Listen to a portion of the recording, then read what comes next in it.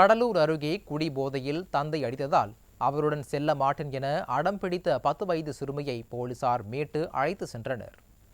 காட்டுமன்னார் கோவில் அருகே உள்ள ஆயங்குடி கிராமத்தைச் சேர்ந்த இனையாத்துல்லா என்பவரது தனது 10 வயது பெண் குழந்தையுடன் சிதம்பரம் பேருந்து நிலையத்தில் இருந்து வந்துள்ளார். மது போதையில் இருந்த அவர் சிறுமியை சரமாரியாக தாக்கியுள்ளார். இதனையடுத்து அருகில் இருந்தவர்கள் அளித்த புகாரின் பேரில் சம்பவ இடத்திற்கு வந்த போலீசார் சிறுமியை மீட்டனர். பின் அவரிடம் நடத்திய விசாரணையில் சென்னையில் இருந்து ஆயங்குடியில் உள்ள பாட்டி வீட்டிற்கு வந்ததாகவும் மது போதையில் தந்தை தன்னை சரமாரியாக தாக்கியதாகவும் கண்ணீர் மல்க தெரிவித்துள்ளார்.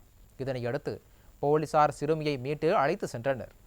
விடிய ஆட்சியில் அதிகரித்து வரும் போதை கலாச்சாரத்தை பெற்ற தந்தையே மகள் வெறுக்கும் அவல நிலை உருவாகியுள்ளது.